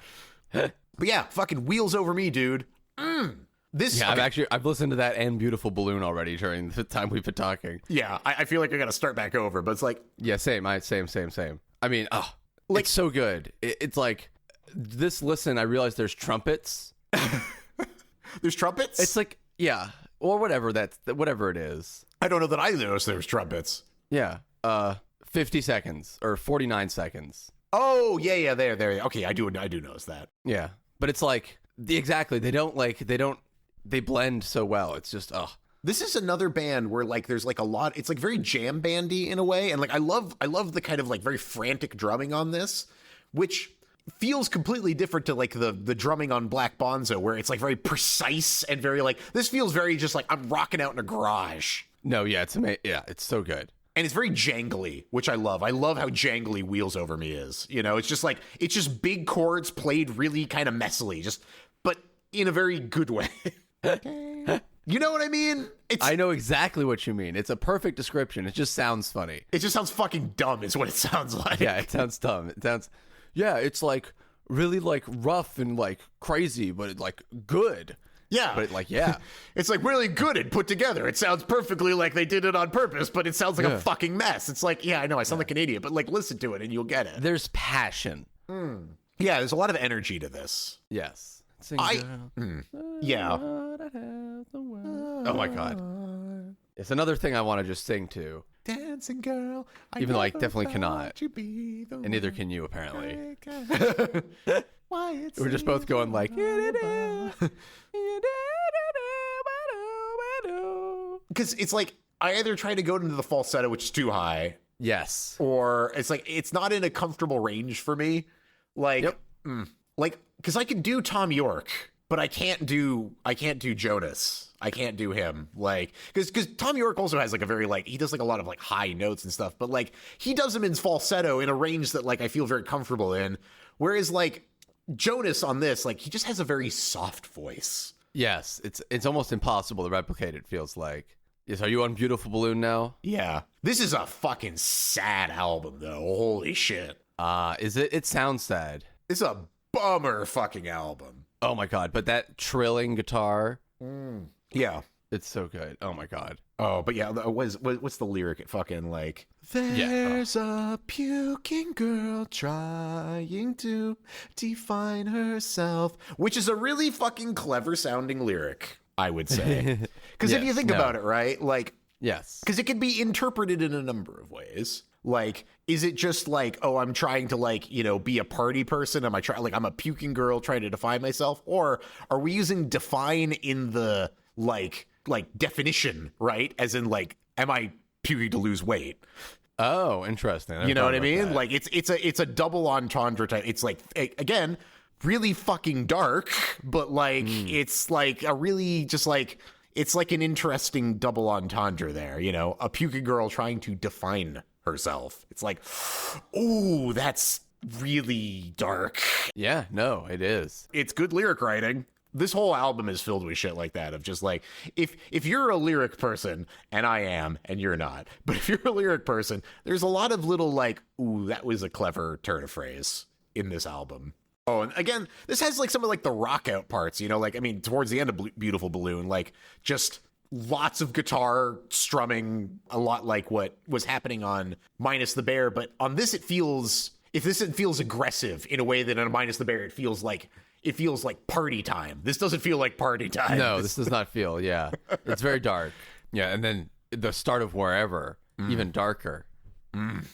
Yeah, that intro, very dark. And then at like a minute. Cannot sleep, open your Oh, dude. Yeah. I love Wherever is so good. Yeah. There's like, I don't, you know, on the surface, this is basically just a rock album, but it isn't. And I don't know how to describe why it isn't. It's progressive shoegaze. There we go with the shoegaze. And like, it's the tenor. Though. It is that like those like big guitars, right? Like, yeah, but it's like the production is like done in such a way that it like feels overproduced in a way that like, you know, not in a bad way, but you know what I mean. There's a lot of effects happening. And I know that's not what shoegaze is. We went over this, obviously. But, like, it creates that same, like, soundscape.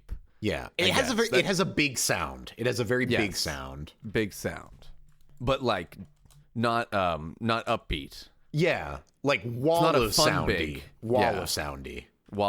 Yeah, wall of sound. Yeah, Devin Townsendy. Yes. Yeah. Yeah. Oh, I love the beginning of Panda. Oh, yes.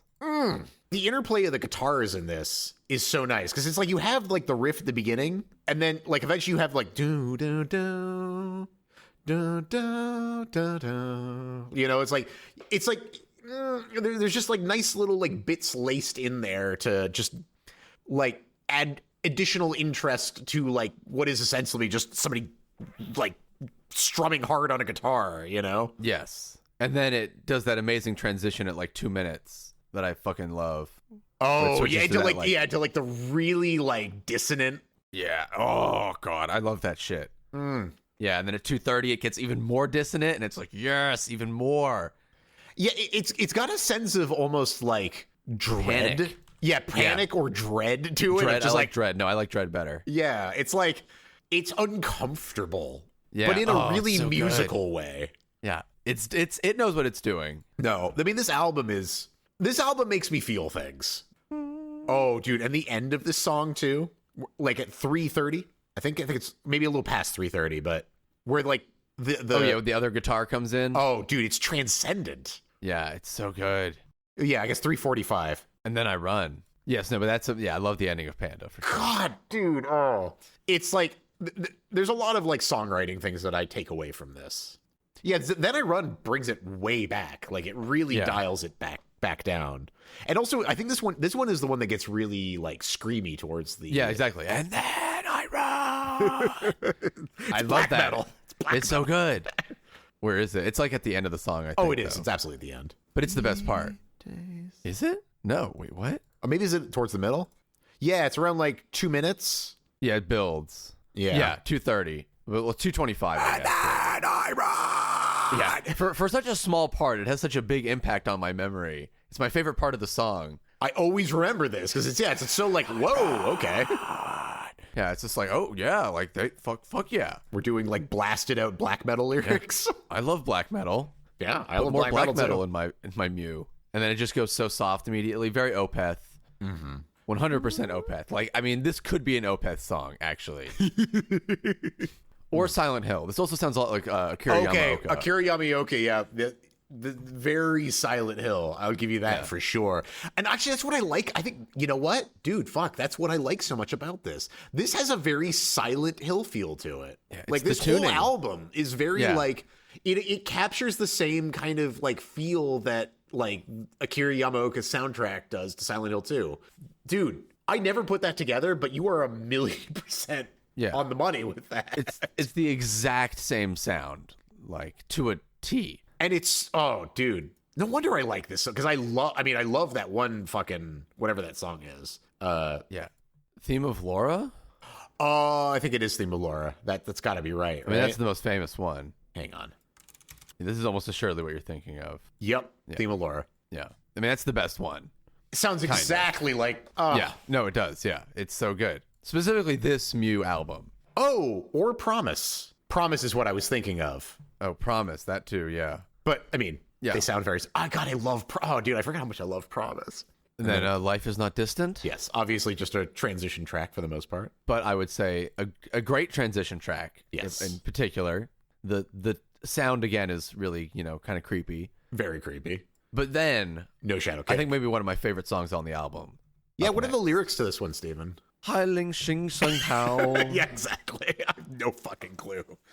But oh, dude, no, But it's so good. I love the like whole the whole way that this sounds is so fucking good. Like, I mean, that sounds dumb what I just said, but like it occurs to me. But like, I don't know, like I don't really know what to describe this as, because I mean, it doesn't sound rocky, but I don't really know what it sounds like. It just sounds like No Shadow Kick. I love this song. The sound here is so cool. Mm. It's kind of jazzy. It's got a little swing beat. No,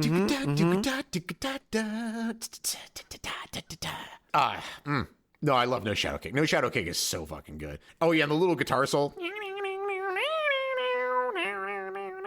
Yeah, 2 minutes. Yeah, so good. Yeah, and the vocals there are obviously amazing. Whatever he's saying, something in Chinese. I understand it to be it's in Chinese, but it's not in Chinese. yeah, that makes sense to me. And then Snowflake. I love Snowflake. It is pretty mellow compared to the rest of the album. It's almost more of a transition song than Life Is Not Distant. In a way, yeah. Yeah. Although I do love the vocals on this. They're very understated, but touching. And a nice use of string instruments. Yes. You know, like sometimes people just throw that shit in and it's like, it didn't need to be there. But like this is just like it's just nice. It's just a nice little seasoning. Yeah. It's a pretty long album, so you need some tracks like this. Well, you say that, but like I don't know how long this album actually is. How long is it? Because like there's a whole bunch of extra shit that is not part of it. I know, but still. It's only 46 minutes. 47 but it has like 14 minutes. or 15 songs, right? I mean, it is. Yeah, it is 14 songs. Yeah, 14. Yeah. Then She Came Home for Christmas. Yes. Which is a huge bummer of a song. Okay. You had mentioned, I don't remember if I even left this in, but like you had mentioned a Belle and Sebastian song a million years ago.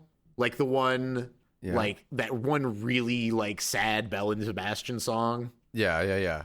This is for you? This is, I mean, I think this has that same effect because it's just like, it's got a similar feel to that song, and it's also just like a huge bummer. But I love like the little like string stabs in this. It's so like sing sing sing, like it's it is very very sad though. It's such a good example of upbeat sounding music combined with bummer as fuck lyrics. Oh, it's so good. No, this is one of my favorite songs by them, and I like this version of it, even though it's the more overt, I guess, version of it. Because like in the subsequent version, they just end it with "She Came Home for Christmas" instead of what they end this with. Yeah. But you know what? This was their first album, and they were being really explicit, and I'm here for it. Why not? Why not just be the most bummer version? Why leave anything to chance? Just be the most bummer version possible. Yeah, maximum overdrive. Maximum bummer. Oh, and then there's Pink Monster, which is weird. Yes. The worst transition track. Where's the hang on though? Where's the really good part on She Came Home for Christmas? I mean, you're talking about like at 2 minutes, like 40? Maybe. Where he gets really high. Oh, I mean, I think also 3:30 is a great part. What are you talking about? Oh, is that not on this version of the song? Hang on, because there's one version who's like, come back, but I don't know if that's on this version. That might actually be the Frengers version of it or whatever it is. Yeah, maybe. Although the 3:30 part is really good, though. I mean, I love that part. Hang on, though. Okay, now I'm a tiny bit curious. Let me just take a quick peek. Is it Frengers that this? Yeah, because that might actually have the better version. Oh yeah. Okay, on the Frenger versions of it at 2 minutes 40. Yeah. Oh, I can't go that high anymore. I used to be able to. I can't anymore. Yeah, I heard a little squeak there. Yep. Frengers. Oh, there's a colon to Frengers? Yeah, not Since quite when? friends, but not quite strangers. When 240 you said? Yeah, 240. Oh yeah, I think that's replacing like the 330 guitar part. It feels like. Oh, so fucking dude. Yeah. Okay. Yeah. Anyway, sorry. Yeah, I was forgetting that's a different version of the song. No, you're good. Yeah. No, I was also thinking that was that. I just thought the guitar was overpowering it or something. But yeah, Pink Monster. Yeah. Weird. Yeah, I don't like that one. I'll be honest. That's the one I don't. It's whatever. It's Yeah, a you just skip transition it. song. But then I should have been. I don't even skip it. It's a minute. I don't have to. I just it's eh. But then should have been a Shinsi. I should have been a Shinsai for you. Yeah. Oh my god. I love this. Oh, dude. Yeah. It's not their most lyrically robust album or song, but it's great. Unless you know what a Shinsai is, I have no idea what it is. But... Yeah. But even then, he just says the same thing over and over again. Well, he should have been, Steven. He should have been a Shinsai for you. He should have been, whatever that is. I think it's tea or something. like seriously though, I think it actually is tea. Some sort of nope. No idea. I'm not even sure if it's actual, real. Nope, definitely not. Definitely, whatever I said is wrong. I guess that's just something I made up in my head. And then how things turn out to be. This is. He's got to get real high for the next 2 songs. Yeah. Oh god. Yeah. But Web. Dude, Web I love. I mean, again, it's that kind of jangly, strummy. Very descriptive, Jason. Good job. A+. Yeah, it's that deep strummy too. This has one of the best lines though of the album for me. Where is it? Oh god, I love the strumming on this though. It's just really jangly chords. It's just, and the vocals obviously are so good. And you're gone, I envy the people you're with, 'cause they're with you. That's such a nice line. That's Yeah, there's a lot of poetry there, and it's sung. Yeah. Oh, and I love the guitar work, right? Yeah, I read 220 some odd, 225. It's like the guitars are slightly offset with each other. Gorgeous. Fucking gorgeous, dude. She's gorgeous. Gorgeous. And then big rock ending, and then just kind of fades out. And then Coffee Break. I love such a chill song. Dude, I love the intro. The beginning of Coffee Break is just so good. And then when the drums come in to bring it back together, this is one of my favorite songs of all time. Yeah, and then the bass comes in at 1:30. Yep. Oh. Yeah, the inner, because you have that kind of droning guitar bit where it's da, da, da, da, da, da, da, but it plays underneath the little riff the other guitar is playing, and the way everything melds together in this, it's it's almost kind of messy and chaotic, but it comes together at little points that just, oh dude, love it. It's perfect. Yeah. And also one of the bummerest songs on the album. Yeah. Oh. I mean, what was it, right at the end, 350? I hope you never come back. Yes. Ugh.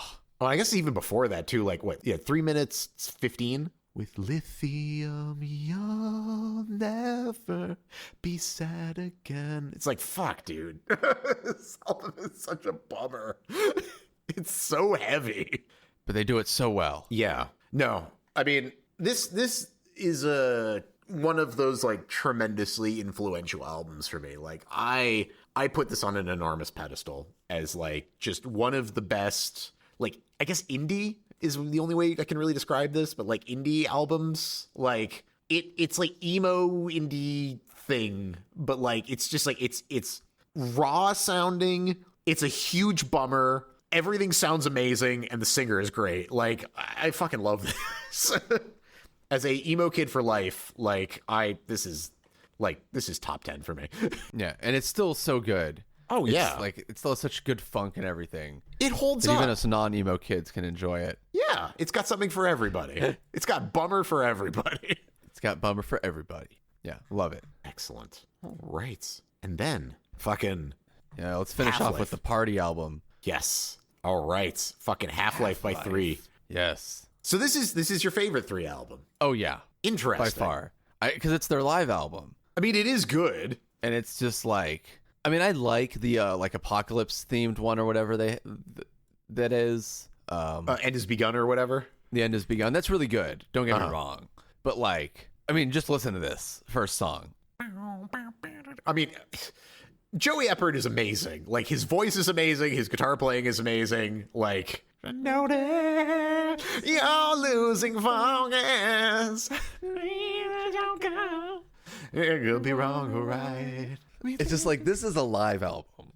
Although that's, I guess, what I'm so impressed by. They did do some stuff to this. They did. I'm sure. I think they redid the acoustic guitars on this, and they did a couple other things. So that's why it's Half-Life, because it's half live. Oh, that would explain a lot. Yeah. Interesting. But I mean, it's still mostly a live album. Yeah, I also feel it's their funkiest album. It is. Well, because they have most of their like funky tracks on here. Because this was which early. I guess is what they can play better live.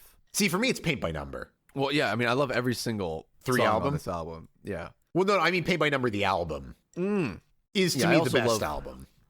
This is good, but Paint by Number has some of the best tracks on it. Yeah, I think I basically like all their albums, right? Oh, so do I. Actually, I mean, I even like they did an album where they like redid a whole bunch of their old tracks called Revisions. I love Revisions too. It sounds fucking great. But no, I mean, he is one of the most unique sounding guitarists. Like nothing sounds like him. Yeah, I've never been able to find a band that sounds anything like this. Because there isn't. Nobody plays guitar like he plays. It's crazy. Yeah, he's just slapping that thing. Oh yeah, I mean he's doing almost like a flamenco type of. Yes, it's and it's extremely funky. It's unbelievably funked. Clinical levels of funk. It's like he might as well be the drums too. Oh yeah, well I mean it's very percussive the way he. I mean you could tell that beginning of Paint by Number, right? You can just immediately. It's like wap. Oh my god. Yeah. Yeah, I love this. And then Body Turns to Dust, which is just such a fun song. This has 400. This has 422 views. Everyone, okay, everybody that's listening right now. This has 422 views. Can this have like at least 1 million more, if possible? Yeah. Like just 1 million. Yeah, just 1 million. That's much to ask. Is that too much to ask? Like, come on, listen to Body Turned to Dust. Yeah, I like Matt Long here. 2024, still a banger. Still a banger. Just like damn right. Dude. Yeah. I don't think there will ever be another band like 3, you know? Because it's like I don't know how you pull together these elements and make it work, you know? Like it's funky. It's got an incredibly weird guitar playing style. Like the vocalist is amazing. Like the drumming is amazing. This was a very much a flash in the pan type of band because it's like they haven't made anything for forever, and I don't know if they ever will again. Yeah, I think they're probably gone at this point. Yeah, I mean Joey Eppard still posts on YouTube occasionally, and does some amazing covers as well as just like playing his own music. But like, I just don't know how you. I don't know how you recap. I don't know how you would ever replicate something like this. It looks like he's playing as in Fire Deuce now. Who has Travis Stever from Coheed and Cambria? Well, his brother Josh Eppard is the drummer for Coheed and Cambria. Oh my god. Yeah, and wow. I mean, it used to be the drummer for him before he moved to Coheed and Cambria. Wow. Not on this though. I think that was actually even before they like recorded albums. It's all one big incestuous family. I mean, yeah. Crazy though. Small world. Anyway, yeah. I love this song. Body Turns to Dust. Yeah. Broadway Alien though. Oh yeah. I mean, this is probably on like every single one of their albums they have a version of Broadway Alien, but this is their big like ballad epic. It's so good, dude. I love this song. I mean, just like just the beginning of it. It's like, I mean, this album has been like the theme track for so many portions of my life, you know, because like I've just had 3 on for so long, you know? Yeah, no, for sure. Yeah. Like this is, in my opinion, one of their best songs. It just like, because it has the funk, but it also has like all of the other elements that make them so good. You know, it's just like, it's like compositionally very good. His singing on it is fantastic. And like, I just love his little, like his strums where he's like, you know, and like he makes that sound a lot on this, you know? Yeah, it has a good variety of sound. Covers all the bases. No, yes. And the lyrics and are the just drumming good. really gets a chance to show off here too. It's fantastic. Especially around like 45? 3. Yeah. Especially around 3. You know, the drumming on 3, 3, 3, 3, 3, 3, 3, 3, 3. Yeah, I mean, the drumming's interplay with his strumming, like... Yes. Oh, so yeah, I good. mean, that's what's so... they're so percussive. That's what's so good about this. And then, yeah, You Call Me Baby. One of their funkier songs. Yeah. I mean, literally funky. Oh, yeah. I mean, like, a lot of their bass. stuff is literal funk. Yeah, it's funk. And your bones stick through as long as bone. Yeah, I mean it's like mixing like funk or R&B. Yes. With yeah, exactly. With rock, with flamenco, with prog, and it's just like some real talent. Yeah, I was like, dude, save some talent for the rest of us, dog. All right. Yeah. Well, like, what are you doing? And just criminally ignored. I love. He did like a little like guitar like lesson thing. And, like, it's so hilarious because he's like, oh, well, what you got to do is you got to just, like, you know, like this finger and that finger. And then, you know, and then he's just like, I'm like, you didn't teach me anything. You just showed me that you're very good at guitar. Yeah. Here's how I'm better than you. Yeah. Be impressed. I am. Yes. Fuck. Yeah. So many of these are just like jam songs. Oh, yeah. Yeah. And the guitar solo at 3:30. Oh, yeah. A true guitar solo. Oh, dude. Oof. Such a good guitar player. God damn it. And also his guitar looks so fucking cool. Have you seen yeah. Ovation was it? Hang on. So he plays an Ovation Elite TX acoustic, which I will send you a picture of because you don't know what that is, but I really want one because it's a really pretty fucking guitar. Just look at that fucking thing. Oh wow, yeah, that's very nice looking. Yeah, with like a little, like just like the little sound holes in the corner, and like they're all like little, like a bunch of little different size circles. Like, I want one, man. I really want. Beautiful looking. And he looks really good playing it because he's really good at guitar. Yeah, I bet. It's like It's like a $1,500 guitar though. But I'm like every time I see him play it, I'm like, ooh, can I justify another guitar? I only have 5. I could use a 6th. Oh, dude. Bedroom in Hell. One of the few songs. Another one of their songs that is on every album, it feels like. I know. One of the few songs by them I can play, and I do love this song. It's one of the simpler ones, so luckily it's doable. Yeah, but it's got feeling. And it's very country music, but like old country music. Yes. Folk. Yeah. It's so cold that it burns. I do love that line. It's one of the few lines that pierced through. So what do you think of my bedroom in hell? Oh, yes. God. It's so nice to sing. Yeah, it's so great. It makes me make that noise. It makes me go, oh. I love this song, dude. I love this whole album. And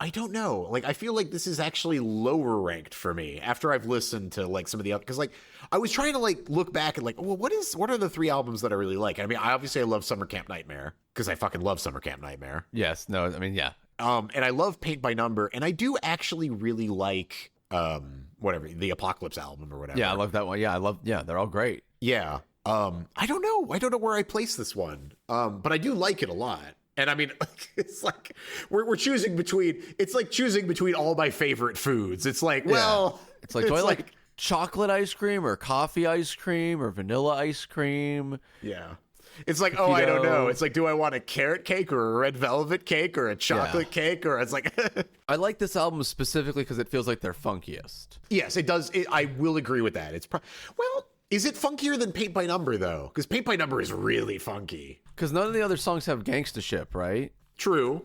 Oh, my God. It's so hard to find anything. Oh, my God. Paint by Number 3 band does not get me there somehow. There we go. I have to search 3 American band. And when Paint by Number doesn't have a track listing. Great.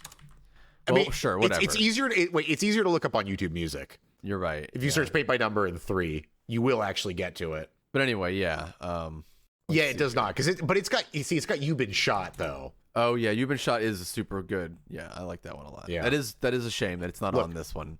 Don't worry, because we're gonna do another one of these at some point, and I will 1,000,000% do Paint by Number. So yeah, hell yeah, great. Get Together is great. Yeah, Get Together is another extremely funky way. It's got like that like slap pop bass kind of thing. Yes, exactly. Yeah. Have you listened to Sly and the Family Stone? A little bit. Yeah. Okay. So you're the inventors of slap pop bass? I know I've listened to them before, but it's been a long time. Yeah. But yes, I'm aware, that they originated it. They are very strong with the funk. The funk. And then we Paint by Number again. I still have trouble figuring out what the difference is between this and the other Paint by Number, but I know they're different because like one of them is more, I think Paint by Number again is more upbeat, but they're both fucking great. Yeah, they went again. They're like, we can do better. Yeah, we'll just Paint by Number again. It'll be fine. Yeah. They wanted it, so let's give it to them. Yeah, this long intro, they're just playing with them. Yep. Hell yeah. But yes, we've listened to this. And then Gart drum. Oh my god. Yeah, just an extended, ridiculous drum solo. Yeah. A good drum solo. Yes. It's I love that kind of stuff for live shows. Oh, yeah. I mean, yeah, And it then reminds me of like... Disgrace. Well, I mean, it reminds me of going to like the Rush concert and like, the Neil Peart drum solos and shit, Yeah. Or But going yeah, to I mean- Swans and them having to play for an hour, just like random shit. And it's like, that's the best. But yeah, Amazed Disgrace. Oh. Another one that I feel like is on a bunch of their albums. Yes, exactly. They knew this was good. They're just like, yes, let's do this one again. And it's like, yeah, please. This might be I might like this one better than Broadway Alien, actually. I think. I do really like him. I mean, his singing on this is always so fucking good. Yeah. Amaze, disgrace. Yeah. And the flamenco guitar is so strong. Oh, yes, the flamenco guitar is very strong with this one. Oh, I totally forgot about Wake Pig, which is another great album by them, but I forgot that was a thing that they did. I always think that that's the same as The End Has Begun, but it's actually a different album. Yes. Yeah, they have a good little discography. Yeah, shorter than I'd like it to be. Yeah. Yeah. But I'd rather that than them become Echolin. Oh, you bastard. I I know. No, I know. I love that album. I don't care. But yes. And then Life's Not Fair. So, 15 minutes. Jesus. My copy of this album doesn't have this. Yeah, no, I didn't. This is the first time I've listened to this. Yeah. Like, for this podcast. It's good. It's maybe not 15 minutes good. No, it's this is them just playing around for the audience. Yeah, I imagine this is what I do like the chorus though. Life's not fair. Dun, dun, dun, dun, dun, just don't care. Yeah. But yeah, I can imagine this is just like their outro, like finish the set, you just play as long as you want type of thing. Yeah, exactly. Because it's not like a song in the way their other songs are. Yeah, it works for a live album. Exactly. Yeah, but I really like that live album. I don't get to say that a lot. I was really hoping you were going to pick a 3 album as one of yours because I forgot to pick a 3 album, and yes. Yeah, I was like, what's something that we haven't played that I just really like? Well, what I ended up doing is I go to my Last FM account, which I haven't used in years, but it's useful for like remembering old bands that I used to like a lot. Oh, I still have oh yeah, I still have the Time for Music folder, Steven. Oh, nice. Hell yeah. Wow. And I just scroll through that. I'm like, what are bands that I haven't listened to in a while? Oh, there we go. Yeah. Oh, dude, these were all good picks. I mean, so good. Obviously, every single one of these we've worn the tires off of. But like, I mean, of the albums that we've worn the tires off of, these are 4 that are very, very bald. Yeah, they hold up. They do hold up. They're those fancy tires that like you can run bald. These are slicks, all right? You don't need tread on them. They just run forever. Oh, fuck, dude. Excellent. So, okay, so what was the album you ended up listening to the most out of all of these? I gotta say, probably A Triumph for Man. Oh, me too! Yeah. I kept going back to it. I was like, like every time I'd listen to something else, I'm like, these are all really good. Triumph for Man. Yeah, I forgot how good Mew was. They are so fucking good, Yeah, dude. they're legitimately, I like them a lot, and I think they're also, like, good. Like, objectively good. Objectively, like, impressive musically, yes. Yeah. What they're doing is cool. Hard agree. All right, man. This is fucking fantastic. Hell yes. Yes, every so often we got to give ourselves a treat, and hopefully you all enjoyed this treat and learned about some bands you fucking never heard of, because some of these have very criminally low plays. So fix it. Criminally. All right? Yes. Get out there, do your job, Or else jail. Undercook, overcook. And if this is the Christmas episode, then Merry Christmas. And Merry if it's Christmas. not, then we'll say it again. Happy next Thanksgiving. podcast. Happy Thanksgiving. or Merry New Year. Yeah, whatever it ends up being. We'll see what I get around to. We'll be loose like 3. Funk it up. Funk it up. Funkify.